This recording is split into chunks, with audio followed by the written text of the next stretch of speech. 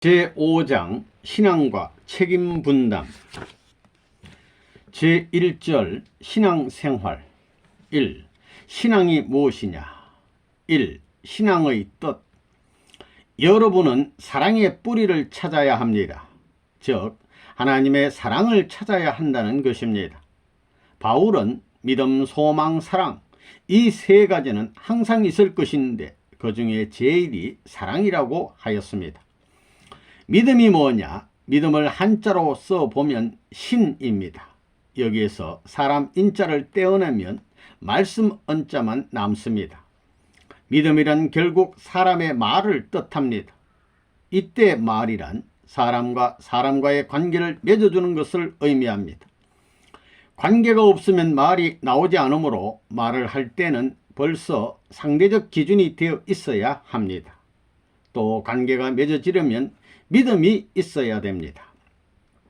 이러한 근본이 어디서 나왔느냐?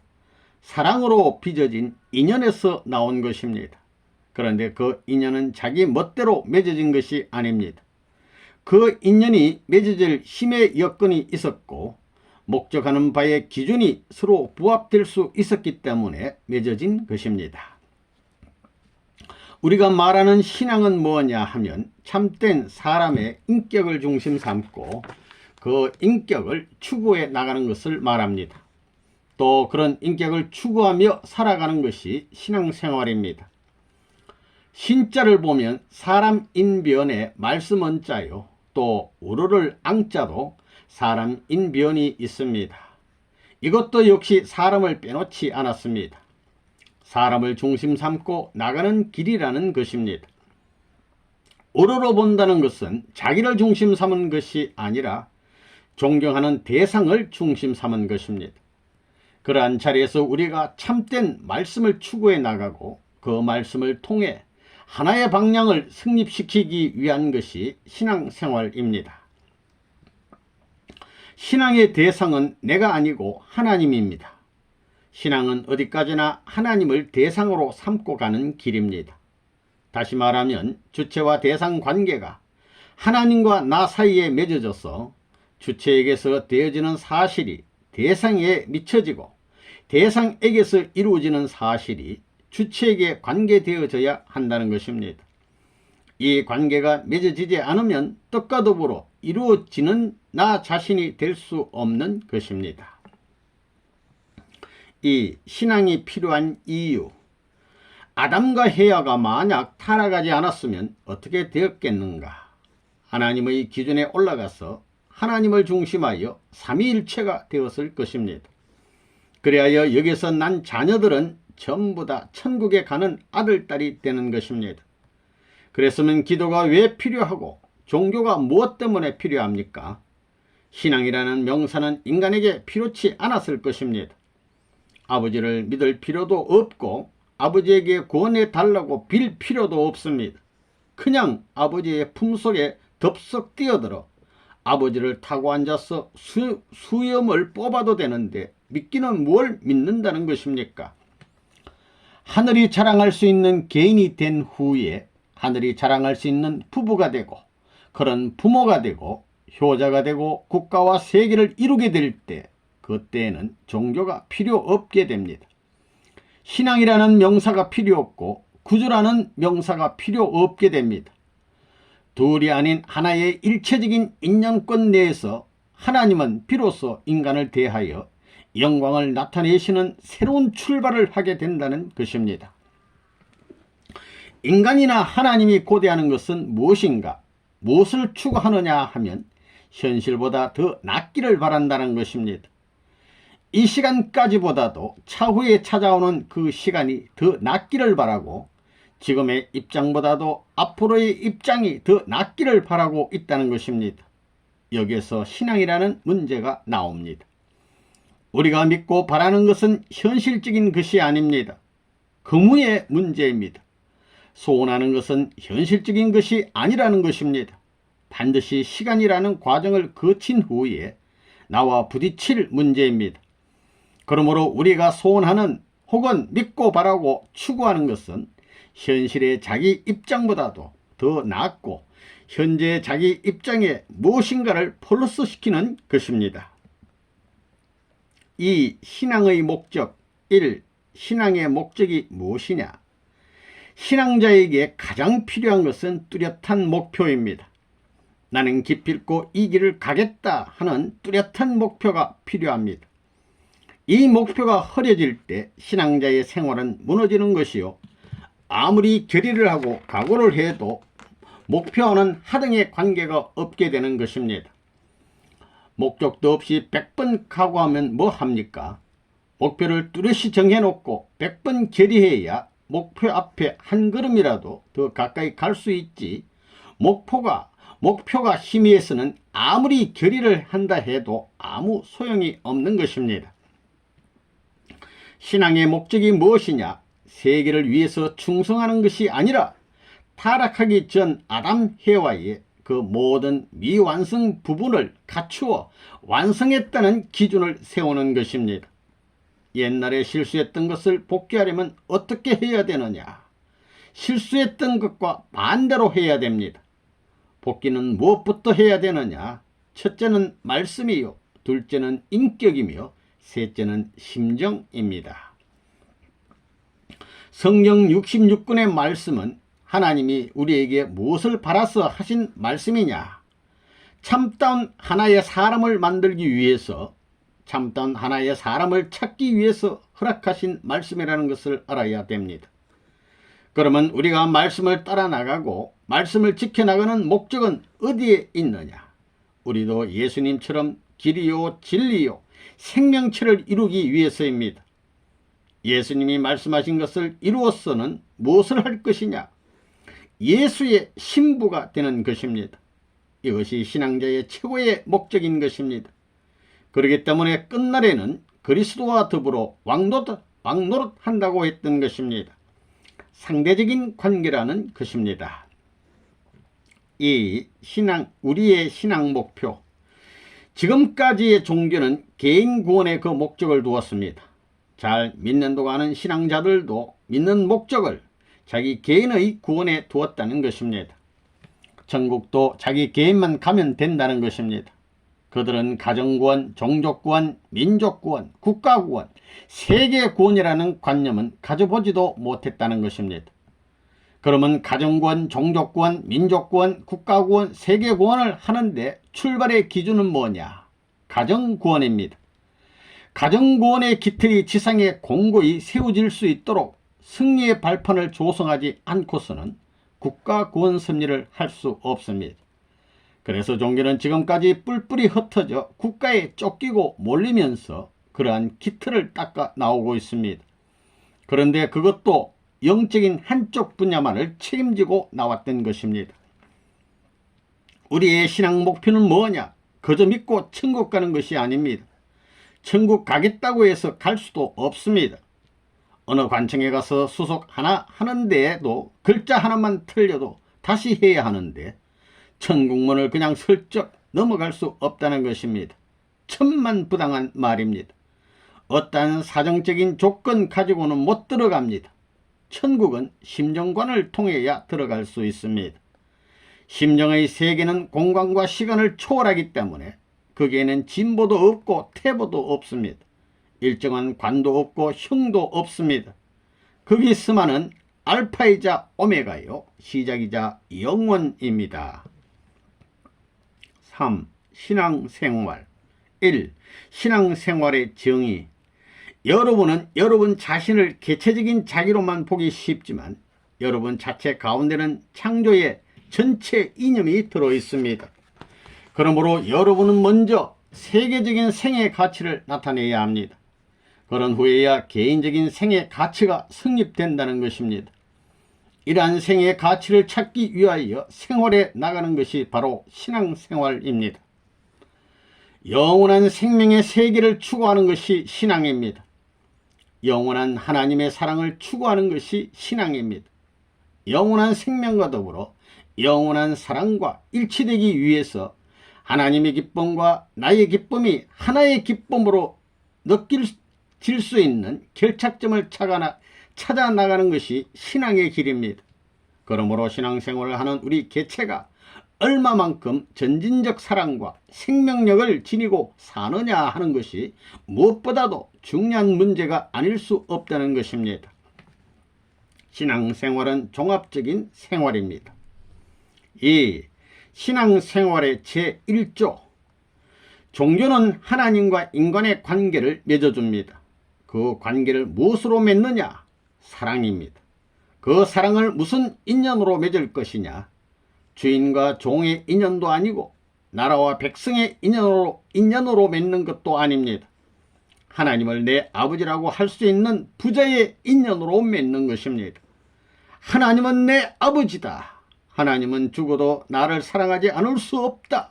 할 수 있는 신앙이 멋진 신앙이라는 것입니다. 내 목을 자르더라도 사랑하지 않을 수 없다. 할 수 있는 그런 신앙 말입니다. 신앙하는 사람은 절대적으로 하나님을 믿어라. 절대적으로 하나님 앞에 귀회라.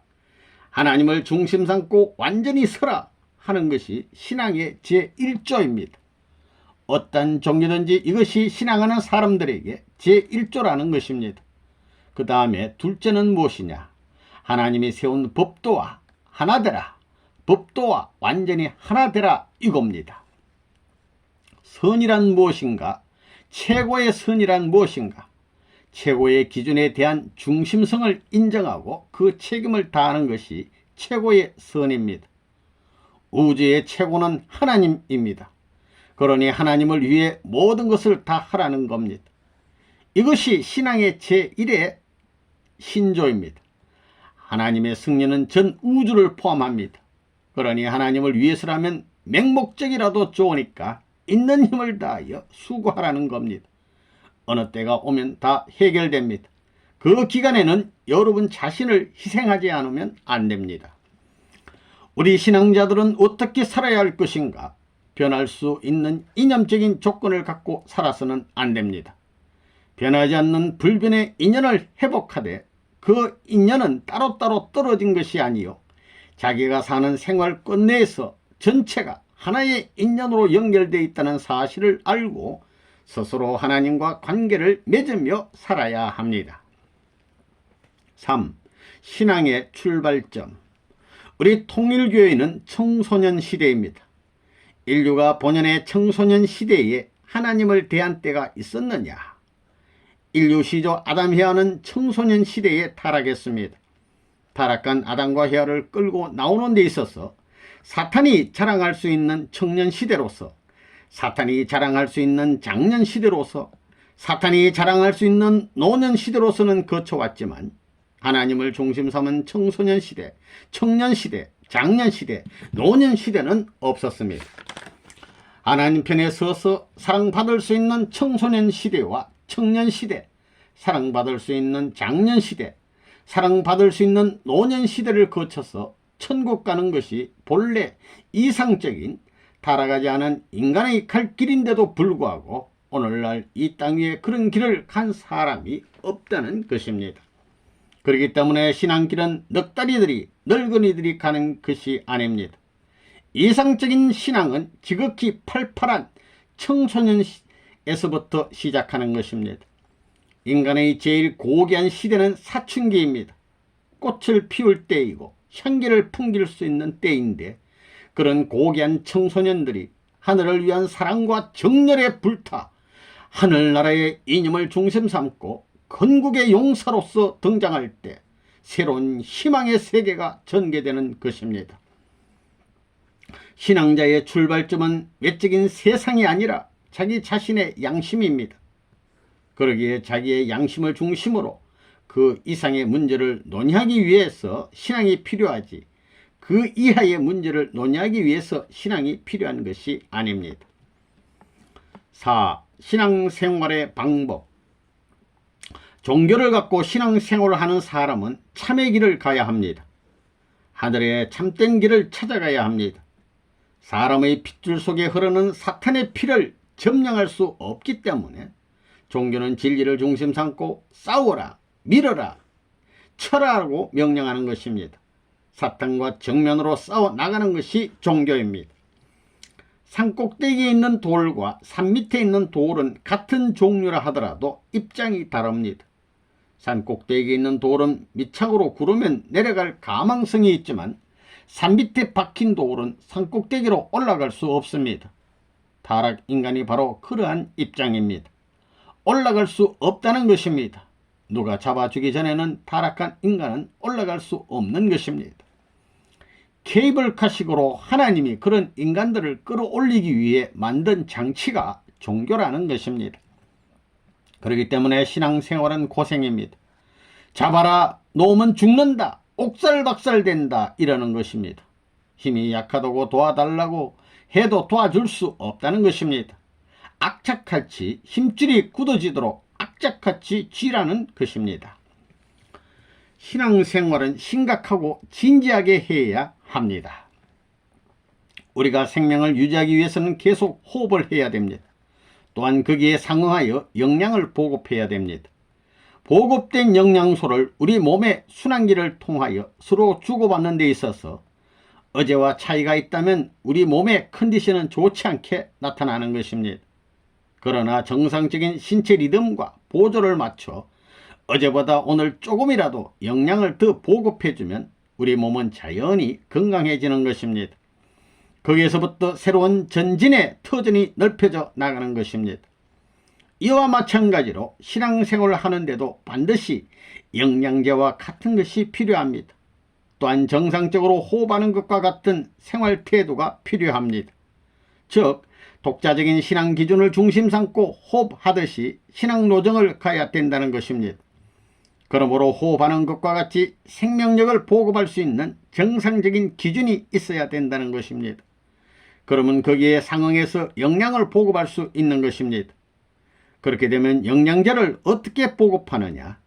정상적인 생활 기준 앞에 정상적인 영양제를 보급하는 보급로를 어떻게 보장하느냐, 보강하느냐 하는 것이 전방에서나 후방에서나 전후좌우 사방에서 문제가 되는 것입니다. 어제보다 오늘 이 시간보다 다음 시간에 어떻게 하면 보다 낫고 보다 가치 있는 영양을 보급하느냐 하는 것이 문제라는 것입니다. 신앙생활에서 기쁨은 반드시 전진하고 발전하는 데서만 느낄 수 있습니다. 그렇기 때문에 어떻게 하면 그런 내용을 보강받을 수 있느냐 하는 것을 언제나 생각하지 않으면 안 됩니다. 5. 체율적 신앙이 필요하다. 우리는 하나님은 사랑이라고 믿고 있습니다. 수많은 말씀도 하나님은 사랑이라고 가르치고 있습니다. 그러면 여러분은 그 말씀을 통하여 하나님의 사랑의 심정에 사무친 신앙생활을 얼마나 해왔습니까? 하늘의 심정을 품고 한많은 역사를 바라보며 한많은 뜻을 염려하고 한많은 하나님의 심정을 헤아려 보았습니까? 사랑의 심정을 내세워 인류를 오라 하시는 하늘 아버지의 마음 속에는 우리에게 기쁨을 소개하고 반기려 하시는 기쁨의 마음보다도 우리를 찾아주시려는 슬픔과 고통이 더 많으시다는 것을 여러분은 체울하여 보았습니까?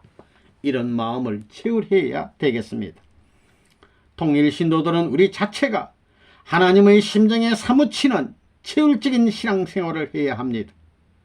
하나님을 이름만의 아버지가 아니라 실감적이고 사실적인 아버지로 체울해야 합니다. 그런 자리에서 에덴 동산의 아담 헤아가 타락하던 모습을 바라보고 한스러워하시던 하나님 대신 무한히 한스러운 심정을 가지고 울 수 있는 자가 되지 않으면 안 된다는 것입니다. 하나님께서 가인이 아벨을 죽이는 것을 바라보실 때 무한히 한스러워하시던 심정을 체울해야 되겠습니다. 그 이후 1600년을 지나 노아, 그로부터 400년을 지나 아브라함, 그로부터 400년을 지나 모세, 또 그로부터 1600년을 지나 예수 때까지 시대마다 전적인 사명을 지닌 책임자로서 보내졌던 수많은 선조들이 슬픔과 원한에 사무쳐 싸워나온 역사를 바라보시는 하나님의 슬픈 심정을 실감해야 한다는 것입니다. 또 4000년을 지나고 6000년의 역사를 거치면서 승리에 넣으신 하나님의 대표적 승리의 담당자들이 슬퍼했던 그 마음을 치유해야 되겠습니다. 오늘날 땅 위에 사는 사람들 모두 그들을 대신하여 슬퍼해야 되겠습니다. 제율적인 신앙이란 하나님이 슬퍼할 때 슬퍼하고 하나님이 기뻐할 때 나도 기뻐하는 신앙을 말합니다. 매일매일 그런 생활을 함으로써 하나님의 슬픈 마음을 풀어드리고 세계 앞에 기쁨을 나눠줄 수 있는 사람이 되어야 합니다. 그런 사람이 되었다 할진대는 나로 말미암아 세계는 수습되어 간다는 것입니다. 4. 신앙 자세. 1. 신앙과 중심 문제. 인간의 소원이 무엇이냐? 이 세상은 중심이 없습니다. 하나님의 소원이 무엇이냐? 중심을 세우는 것입니다. 중심을 찾는 것, 그것이 문제입니다. 그렇기 때문에 인류의 소원이 무엇이냐? 하나님께서 세우시려고 하신 중심을 만나는 것이 소원입니다. 그 중심을 세우려고 하는 사상이 무엇이냐? 메시아 사상입니다. 그래서 인간의 소원이 무엇이냐? 그 중심된 분을 찾아 모시는 것입니다. 종의 시대로부터 양자의 시대, 아들의 시대, 부모의 시대까지 차원이 다른 반대를 반복해서 받아 나오기 때문에 비참한 길을 걸으면서 되돌아오지만 결국 보다 나은 중심으로 보내졌던 분이 메시아입니다. 그 메시아가 중심으로 결정되어야 합니다. 그 중심은 여러분이 세우는 것이 아니라 하나님이 세우는 것입니다. 그래서 세워진 중심을 여러분이 맞아 그분과 합해야 합니다. 그 큰 중심과 합하게 되면 중심과 더불어 큰 무대에 자신이 서게 되는 것입니다. 우리는 중심을 찾아 모시는 것이 소원이요, 하나님은 중심을 세우는 것이 하나의 소원입니다. 그러면 인간의 소원 성취가 되고 하늘의 소원 성취가 되는 것이 무엇이냐? 중심을 찾아 모심으로 말미암아 인간의 소원 성취가 됨과 동시에 하나님의 복귀 승리의 소원 성취도 되는 것입니다. 여러분은 신앙자로서 통일교의 신자로서 가져야 할 새로운 자세를 가져야 합니다. 여기서 가장 중요한 문제는 중심에 대한 확고한 신뢰를 갖는 것입니다. 그러한 신념을 갖기 전에는 아무리 각오를 해도 아무 소용이 없는 것입니다. 이 길을 가다 어떠한 일에 부딪히게 되면 나는 어떻게 될 것이냐? 이 길을 가다 보면 그 누구보다도 가까운 사람이 여러분을 유인할 것입니다. 달콤하고 귀가 솔깃한 말을 할 것입니다. 여러분의 가는 길을 가로막고 여러분을 그 자리에서 끌어내기 위해 별의별 짓을 다 할 것입니다. 그럴 때 여러분은 어떻게 할 것이냐? 자기 얼굴을 보고 물어보라는 것입니다. 그때 여러분은 비켜라 이 요물아, 나는 밤이나 낮이나 이 길을 갈 것이다 해야 됩니다. 그거 얼마나 멋집니까? 여러분은 신앙의 중심에 대해서 그리고 목표에 대해서 확실히 알아야 합니다. 그것은 초월적인 존재여야 됩니다. 신앙생활은 현재보다 더 낫기를 바라기 때문에 하는 것입니다. 그 절대적인 요구의 기준에 도달하기 위해서는 절대적인 내용을 지닌 처음 신앙의 중심 기준이 불변해야 됩니다. 추나추동 사시도 1년권 내에서 변하는 것과 마찬가지로 아무리 환경이 변한다 할지라도 자신의 목표 아래에서 놀아나게 해야 되는 것입니다. 자신의 신념 아래서 놀아나게 해야 되는 것입니다. 신념이 왔다 갔다 해서는 아무것도 안 됩니다. 신념이 확실하지 않으면 아무것도 할 수 없다는 것입니다. 1. 절대신앙. 1. 신앙은 자기 부정과 회개를 요구. 이상세계가 오기 전에 심판이 와야 됩니다. 이 심판을 피할 수 있는 사람은 역사적인 사정과 인연을 그냥 그대로 품고 가는 사람이 아니라 그것을 저버리는 사람입니다. 세상이 흐르는 대로 따라다니는 것이 아니라 그것을 박차고 뒤로 돌아서서 피해가는 사람이라야 심판을 피할 수 있는 것입니다. 그렇지 않고는 새로운 이상의 출발을 볼 수 없기 때문에 종교는 이러한 내용을 중심 삼고 세상을 버려라, 세상과의 모든 인연을 끊어라, 세상을 가까이 하지 말라, 세상과 화하지 말라, 세상과 절단하라, 부정적인 입장에서 새로운 각심을 키우라고 가르쳐 온 것입니다. 현재를 밀고 나갈 수 있고 미래를 타개하고 과거를 수습할 수 있는 이러한 각심이 필요하기 때문에 종교는 세상과 타협하는 것을 요구하지 않습니다. 종교는 들이쳐라, 그 꿀잡이로 해라, 온유 겸손해라. 희생 봉사해라. 너희들에게 가르쳐 줄 것은 그것밖에 없다고 들이모읍니다. 그것이 올바른 교육입니다. 그것밖에 없다는 것입니다. 그렇기 때문에 신앙의 길은 수능의 도리이지 주장의 도리가 아닙니다. 신앙의 도리는 수능의 도리입니다. 자조와 대안과 변론의 도리가 아닙니다. 그건 왜? 자기를 부정해야 하기 때문입니다. 완전 부정해야 됩니다. 부정될 때까지 부정해야 하는 겁니다. 하늘나라에 들어가는데 제일 문제가 무엇이냐? 나라는 원수가 도사리고 있다는 것입니다. 내가 원수다 이겁니다. 지금까지 여러분의 신앙생활을 하면서 기도해 오고 열심히 노력해 온 전부는 나를 승리하기 위한 것입니다. 사탄마귀의 참수 조건에 승리하기 위한 것입니다. 하나님의 이름으로 나를 부정해야 됩니다. 완전히 부정해야 됩니다. 그래야 사탄이 따라오던 줄이 있다면 그 모든 줄을 완전히 끊는 것입니다. 명주실 같은 것이 쭉 세 개 달려 있다는 것입니다. 그걸 면도칼 같은 것으로 싹 잘라버려야 됩니다. 신앙은 무엇을 요구하느냐? 회개를 요구합니다. 회개는 어떤 회개냐? 역사적인 회개와 시대적인 회개 있습니다. 하나님은 역사적인 회개를 바라고 계시고 시대적인 회개를 바라고 계십니다. 그런 것을 알고 과거의 모든 죄도 내 죄요, 이 시대에 머물러 있는 모든 죄도 내 죄이니 아버지 용서하여 주시옵소서, 이러한 기도를 해야 된다는 것입니다. 예수님도 이 땅에 오셔서 선포한 것이 무엇이냐면 회개하라, 천국이 가까웠다는 것입니다. 천국이 가까웠으면 회개 안 해도 되지 않느냐 이겁니다. 회개 안 하고 가면 얼마나 좋겠습니까? 인간이 그렇지 않아도 어렵게 사는데 왜 이런 역설적인 내용을 제시해서 회개하라고 하느냐? 도대체 회개가 무엇이냐 이겁니다. 회개는 완전히 돌아서는 것입니다. 죄를 짓고도 죄 지은 것을 깨닫지 못하는 사람이 죄 지은 것을 알게 될 때는 완전히 부정하고 완전히 반대 방향으로 돌아서는 것입니다. 회개는 결국 180도 전환하는 하나의 표제다 이겁니다. 그러면 회개하면 어떻게 되느냐? 결심하게 됩니다. 비장한 결심을 하게 된다는 것입니다. 죽을 각오를 하고 눈물을 흘리면서 통곡하게 된다는 것입니다. 그건 뭐냐? 다시는 이 길을 안 가겠다고 절대적으로 작별하는 것입니다.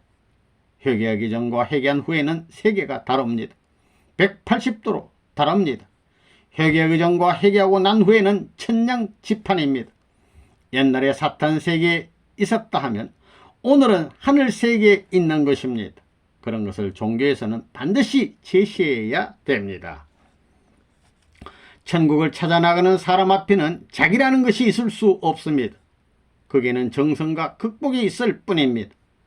천국을 찾고 난 후에 자기가 있을 수 있지만 천국을 찾아 나아가는 자리에는 자기라는 것이 있을 수 없습니다.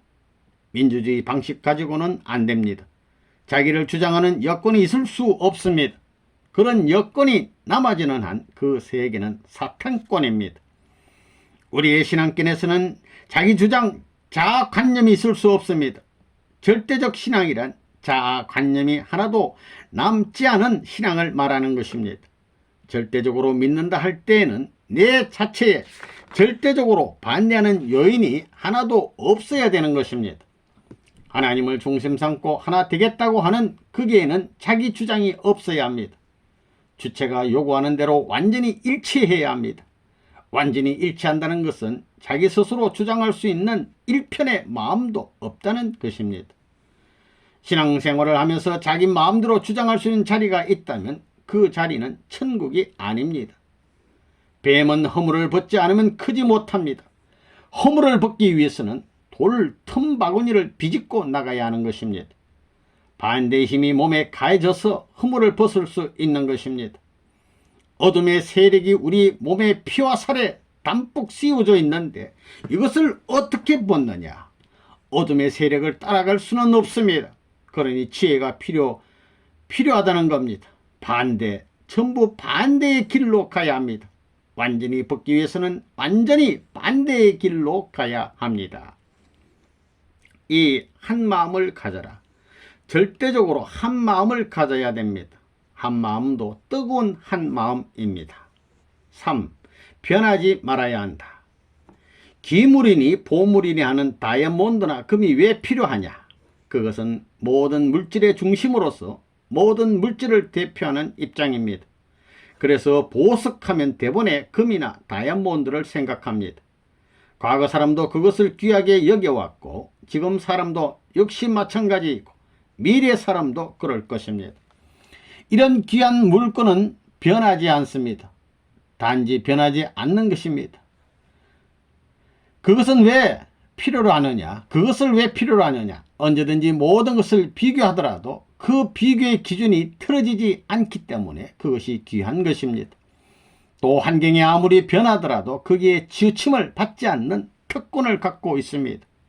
귀하다는 보물들이 그러한 입장에 있기 때문에 결국 모든 사람이 그것과 같이 하려고 하는 것을 하고 그것을 소유하고 싶어하는 것은 당연한 이치입니다. 그러한 관점에서 볼 때 우리 인간은 어떤 존재가 되어야 하느냐? 우리 자신들도 역시 마찬가지라는 것입니다. 변해서는 안 됩니다. 변하지 않을 뿐만 아니라 다이아몬드 이상 굳어야 되겠습니다. 그 색깔이 금보다 더 아름다워야 되겠습니다. 우리의 역사적인 위인 성년들은 어떤 사람들이냐? 변하지 않는 이상과 변할 수 없는 사상을 가진 사람들입니다. 또 변할 수 없는 생활을 하고 행동을 하는 사람들입니다.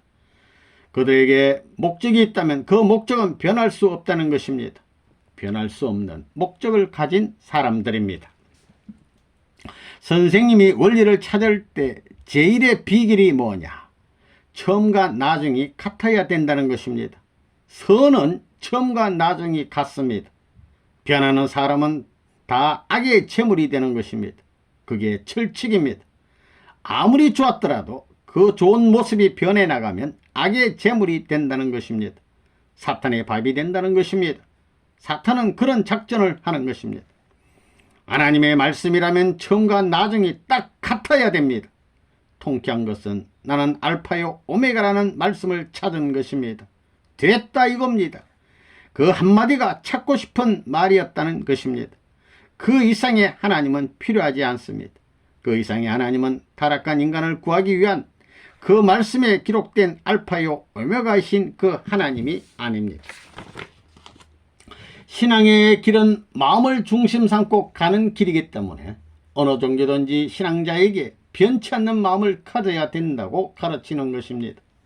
10년 전에 품은 마음이 10년 후에 변해서는 안 될 것이요. 세월이 흘러서 설령 생애가 끝나더라도 그 마음만은 변치 않고 남아야 된다는 것을 가르치는 종교가 있다면 그 종교는 참된 종교입니다. 신앙생활은 하루아침에 하는 것이 아닙니다. 신앙생활은 영혼을 중심 삼고 해 나가는 것이기 때문에 절개를 지키는 것이 문제가 됩니다. 하나의 중심되는 골자가 있어야 됩니다. 신앙생활에서는 변할 수 없는 하나의 추가 있어야 됩니다. 핵심이 있어야 됩니다. 그게 뭐냐? 내게 어떤 어려움이 있더라도, 나 자체의 슬픔은 영원하더라도, 나 자체의 고통은 영원하더라도 그것을 하나님의 고통으로 제시할 수 없다.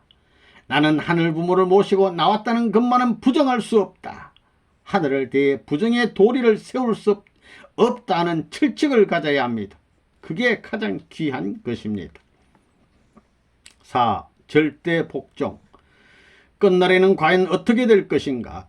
6천년의 종말사적인 슬픔과 고통과 비참의 자리에서 전 세계에 널려있는 기독교인들이 승리하면 오시는 주님은 슬픔과 고통과 비참과는 상관이 없게 될 것입니다. 그러나 전 세계에 널려있는 기독교인들이 그런 기반을 닦아놓지 못할 때는 오시는 주님은 성도를 대표하여 슬픔과 고통과 비참을 겪지 않을 수 없습니다. 그것은 하나님께서 찾아 세우신 유대나라가 책임을 못함으로 말미암아 예수님이 슬픔과 고통과 비참을 맛보아야 했던 것과 마찬가지입니다. 만일 여러분이 이러한 탕감복귀의 조건이 세워진 자리에서 불리움을 받았다면 여러분은 절대 복종해야 합니다. 언제까지 절대 복종해야 되느냐? 하나의 주권을 세워서 한 나라, 한 민족을 동원하여 타락된 생활을 칠 때까지 절대 복종해야 됩니다. 이스라엘 민족은 모세의 명령에 언제까지 절대 복종해야 했느냐? 가나안 7족을 멸할 때까지 절대 복종해야 했습니다. 노아의 식구들도 노아에게 절대 복종해야 했습니다. 언제까지 복종해야 했느냐? 3대 이상, 즉 손자 때까지 절대 복종해야 했습니다. 신앙하는데 어찌하여 하늘을 중심 삼고 절대 복종이라는 말이 나왔느냐? 기가 막힌 말입니다. 타락한 우리 인간에게는 기가 막히게 싫은 말이지만 하나님 편에서 볼 때는 기가 막힌 선물입니다. 그렇기 때문에 결심해라. 그 결심을 중심 삼고 직행해라. 직행하려면 결심한 그 목표 앞에 절대 복종해라 하는 것입니다. 복종 안 하는 사람은 성공할 수 없습니다. 복종하면 성공합니다. 그렇게 되어 있습니다. 절대 믿어야 됩니다. 절대 복종해야 됩니다. 절대 사랑해야 됩니다. 이게 신앙생활의 3대 조건입니다. 절대라는 말에는 유일신앙, 유일복종, 유일사랑이 들어갑니다. 5. 하나님을 바라보고 똑바로 가야. 사람은 똑바로 가야 됩니다. 사람의 좌우편과 뒤편을 누가 지배하고 있느냐 하면 사탄이 지배하고 있습니다. 바람 쪽으로 가도 채가고 왼쪽으로 가도 채가고 뒤로 가도 채갑니다. 그러니 똑바로만 가야 됩니다. 옳은 말입니다. 똑바로 가라 이겁니다. 어디로 똑바로 가라는 것이냐? 그 목적지를 모릅니다. 막연합니다.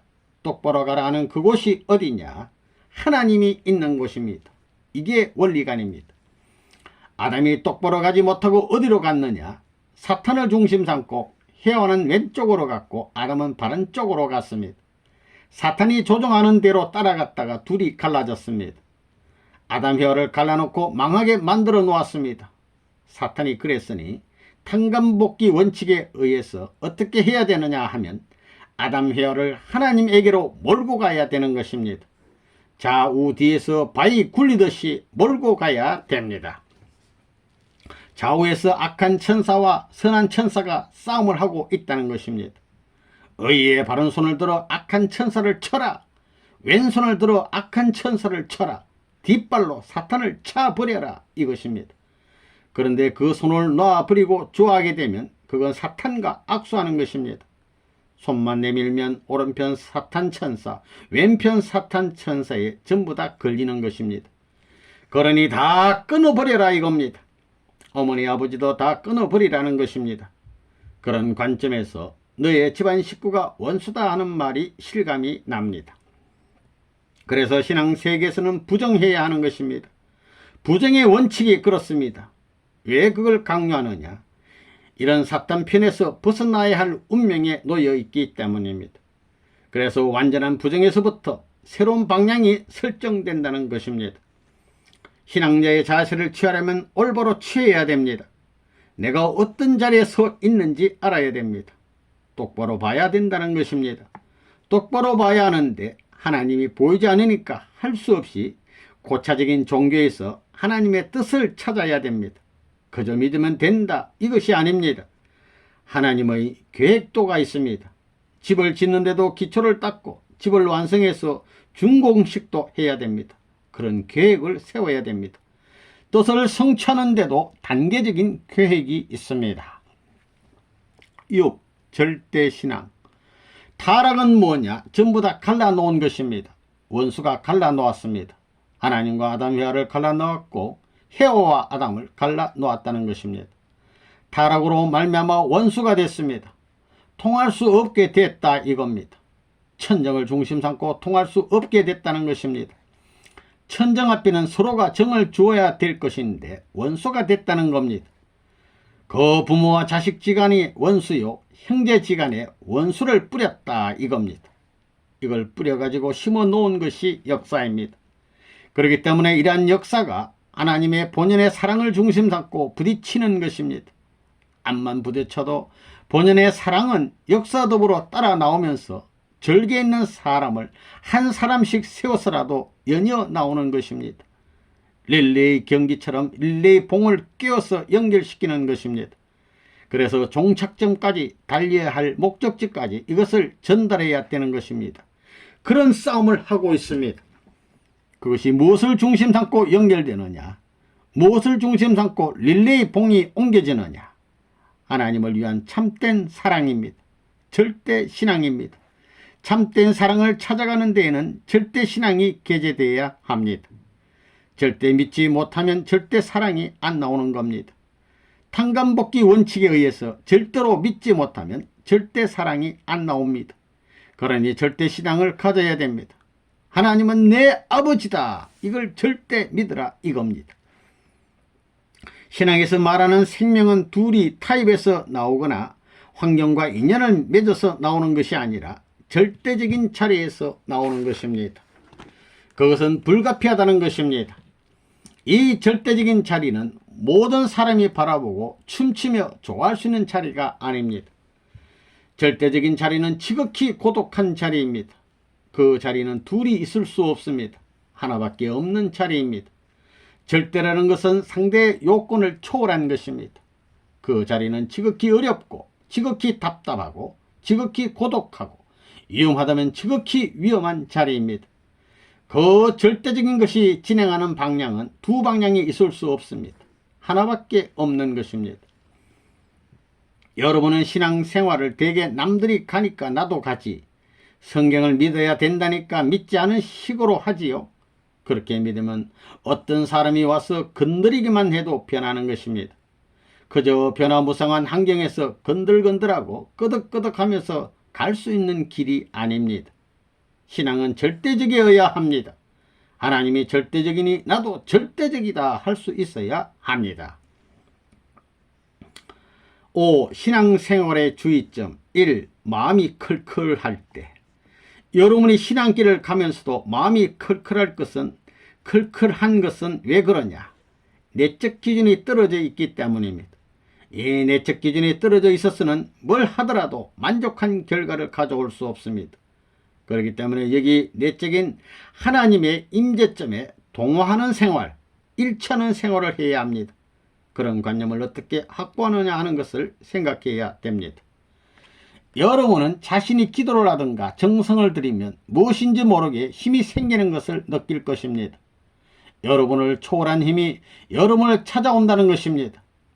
방송국에서 보내는 전파를 안테나를 통해 수신하는 것과 같이 그것이 자기 마음에 와서 접선되는 것을 느끼게 되는 것입니다. 마음이 순수하면 순수할수록, 마음이 곧으면 곧을수록 들어오는 각도와 같은 각도로 반사되는 겁니다.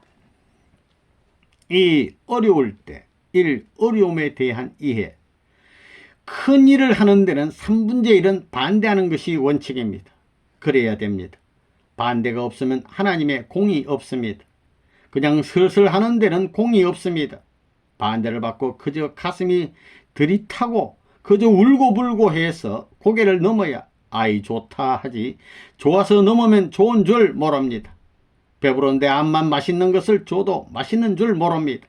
배가 고플 때는 보리밥을 주더라도 꿀떡꿀떡 맛있게 먹습니다. 이치가 그렇습니다. 어떤 때는 자기도 모르게 서러움에 북받쳐 까닭없이 눈물이 폭포처럼 흐르는 것을 경험한 사람이 있을 것입니다. 우리는 그 서러움을 알아야 합니다. 그 서러움은 자기의 서러움이 아닙니다. 그것을 알고 보면 역사적 서러움입니다. 그 서러움은 누가 가져오느냐? 하나님이 가져오시는 것입니다. 그렇다면 그 서러움은 누구 때문이냐? 하나님 때문이 아니라 우리들 때문입니다. 결국 우리를 구원하기 위한 서러움입니다. 그것은 나 하나를 구원하기 위한 것이 아니라 나라와 세계를 구원하기 위한 것입니다. 나라가 없으면 우리 자신들은 구원받을 수 없습니다. 이 어려움을 극복하는 방법. 환난을 당한다고 낙심하지 말라 이겁니다. 핍박이 찾아온다고 걱정하지 말라는 것입니다. 그 대신 내가 정의의 자리에서 세계적인 운세의 기반 위에 천운을 이어받겠다고 내 스스로 준비하고 있다는 사실을 확신해야 됩니다. 그렇게 되면 목을 떼어간다고 해도 사는 것입니다. 환경을 이겨가자는 말 속에는 우리는 언제나 위험에 처해 있다는 뜻이 있습니다. 언제나 위험에 처해 있다는 것입니다. 환경권의 변화에 박자를 못 맞추면 패자가 됩니다. 그건 당연합니다. 역사적인 실정이 있다 이겁니다. 이것을 어떻게 극복하느냐, 이것을 어떻게 소화하느냐 하는 문제에 우리의 생사직권이 달렸다는 것입니다. 그러니까 모든 문제를 의심하지 말라는 것입니다.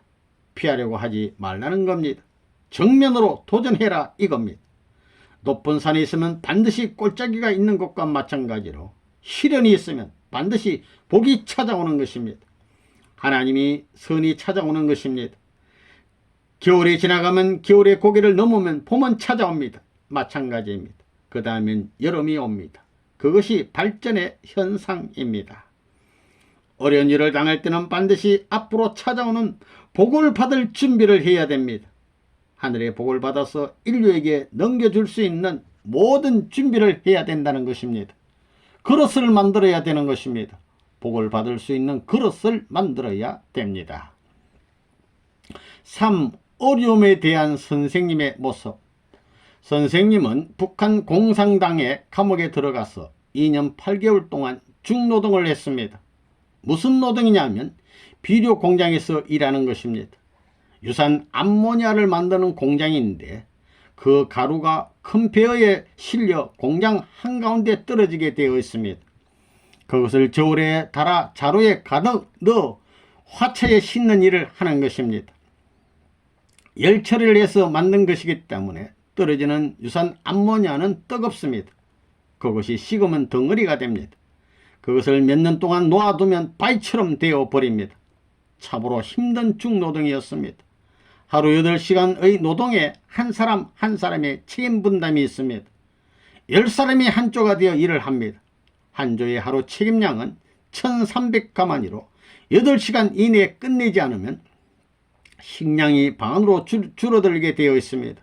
하루에 주는 밥은 작은 공기로 1.7공기가량입니다. 반찬은 아무것도 없고 국은 된장국이 아닌 소금물입니다. 그걸 먹고 8시간 동안 8시간 노동을 하는 것입니다. 중노동을 시켜서 죽게 하는 것이 공산당의 작전입니다. 여기에 들어와서 3년이 지나면 모두 죽어나갑니다. 반드시 틀림없이 죽게 됩니다. 먹을 것을 잘 주지 않고 중노동을 시키기 때문에 이 공장에 들어오는 사람은 우선 죽어둔 것이나 다름없습니다. 이 세상 보통 사람은 하루에 3끼 기름기를 먹고 최고로 하여도 하루 700가마니 밖에 할 수 없습니다. 그러나 이 공장은 그 배에 가까운 양을 해야 됩니다. 먹을 것은 적어서 큰 입으로 3입이면 끝나버립니다. 그러고서 중노동을 하니까 아침을 먹고 공장으로 향하는 그 길에서 벌써 다리가 휘청거리는 것입니다. 그런 다리를 끌고 가서 아침부터 일을 합니다. 그것은 정말 비참하기 짝이 없는 일입니다. 선생님은 감옥에서 주는 밥의 절반만 먹고 살아가기로 결심을 했습니다. 인간은 빵에 의해서 살아가는 것이 아닙니다. 하나님의 말씀으로 살아가는 것입니다. 어차피 이 밥으로는 죽어버린다는 것입니다. 그러니까 이 밥의 반으로 살아가기로 결심하기까지는 반달이 걸렸습니다. 내가 절반 먹고 남은 반은 나누어 주었습니다. 얼마나 정신적으로 행복한가, 날마다 얼마나 감동의 양을 크게 하는가가 문제였습니다. 정신적 위안은 실로 큰 것입니다. 생활은 과학적입니다. 노동하는 가운데서도 노동하고 있다는 것을 의식치 않는다는 것입니다.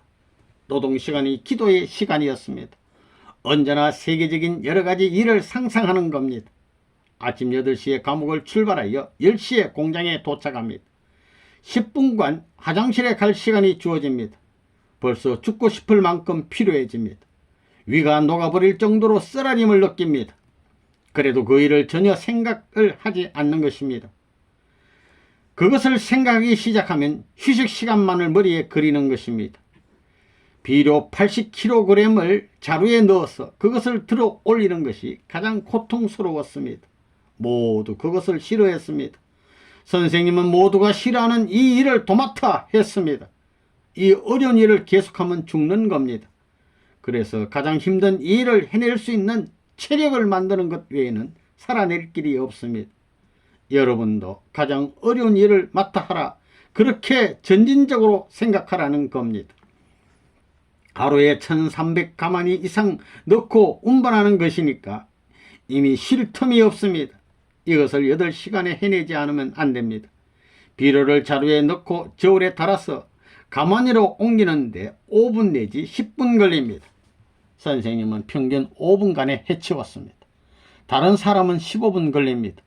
이렇게 시간이 걸려서 책임 분담을 다할 수 없습니다. 비료산을 흘러가는 것이니까 저울을 이동해 가는데 5m 이상 저울을 움직였다가는 늦어집니다. 그래서 많이 움직이지 않고 넣는 방법을 연구했습니다. 모두들 이 방법에 따르지 않으니까 할 수 없이 혼자 했습니다. 그런 식으로 하니까 모두 역시 양심이 있는지 선생님이 1300 자루 가운데 반 이상을 혼자서 하니까 따라오게 되었습니다. 선생님은 모범 노동자였습니다.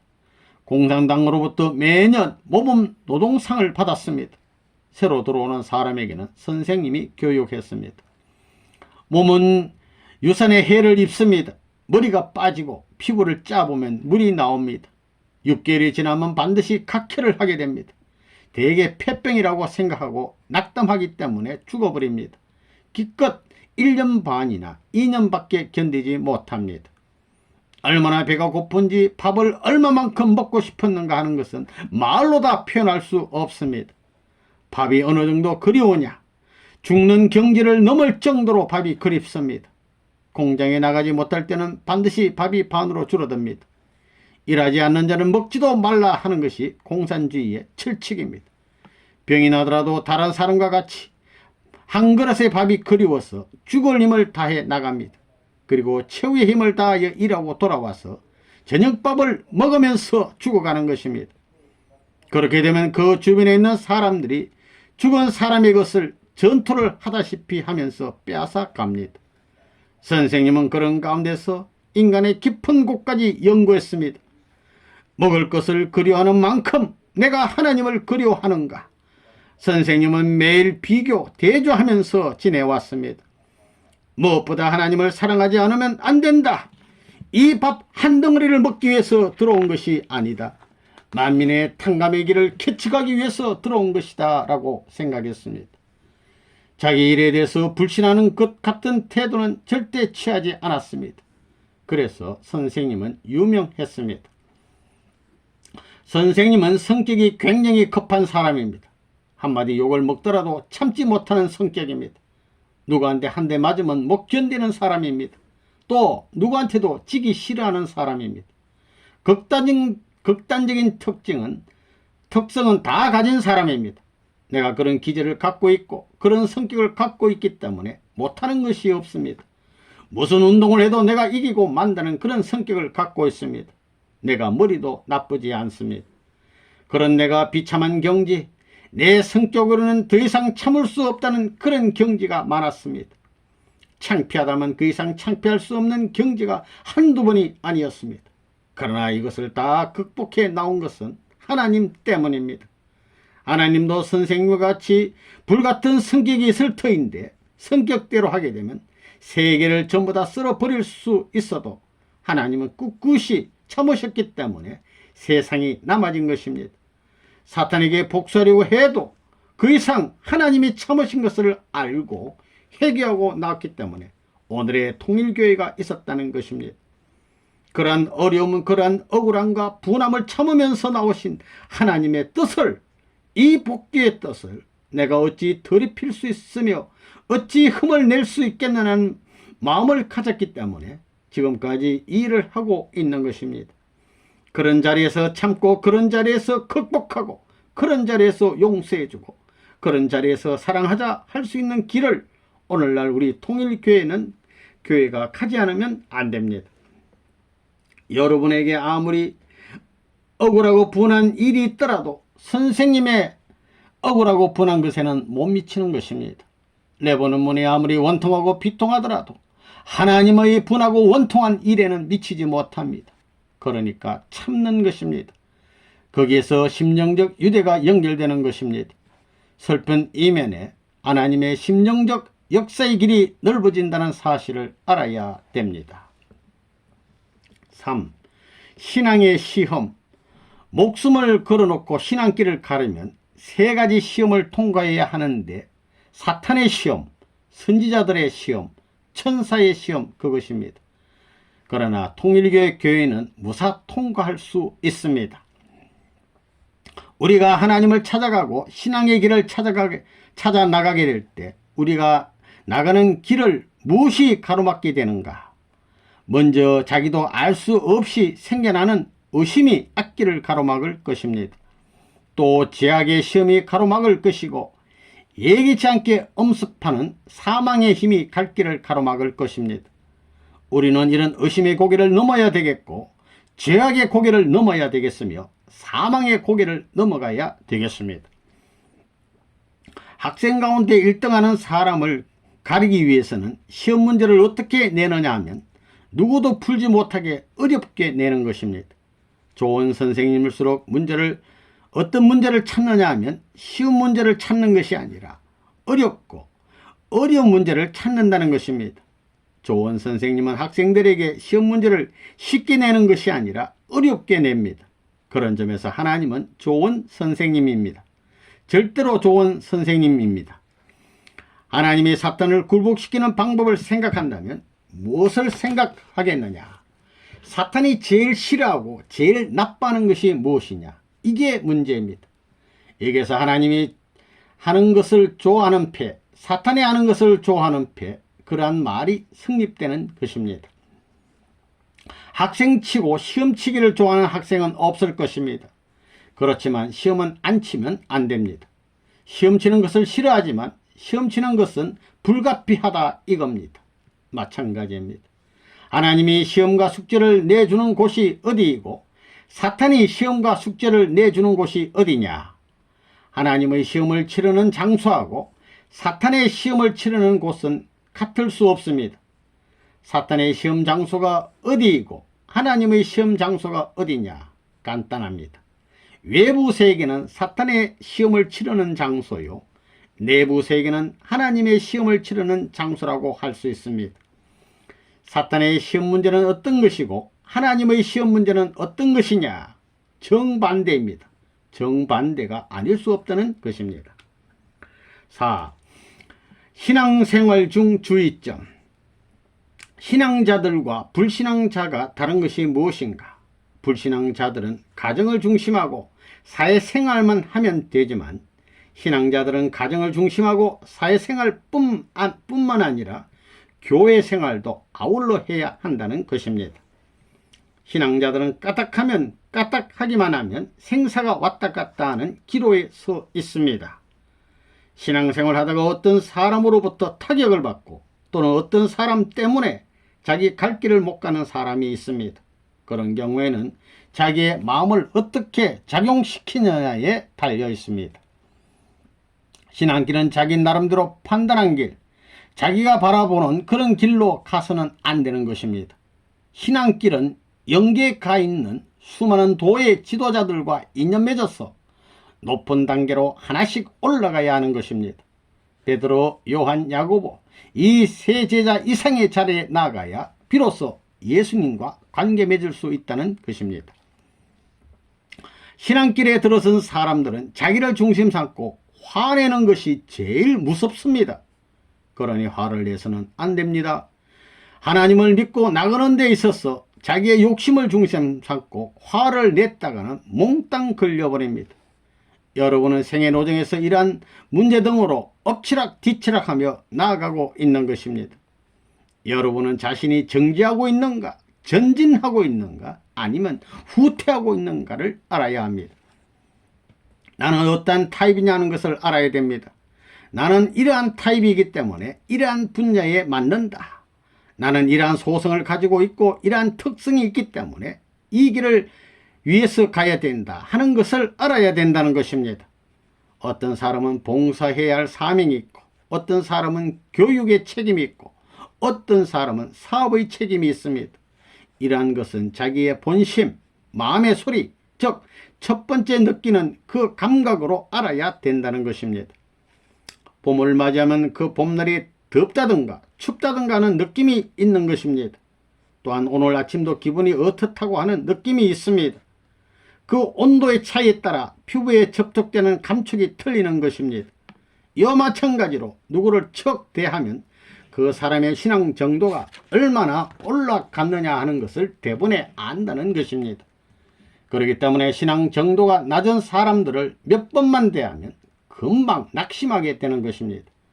무슨 얘기를 해도 싫어지는 것입니다. 싫어지는 그 마음은 보면 내 마음이 아니라는 것입니다.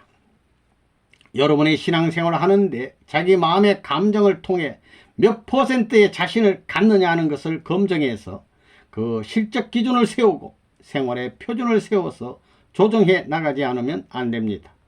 여러분한테는 선생님이 언제나 같이 하는 것이 아니요 하나님도 언제나 같이 하는 것이 아닙니다.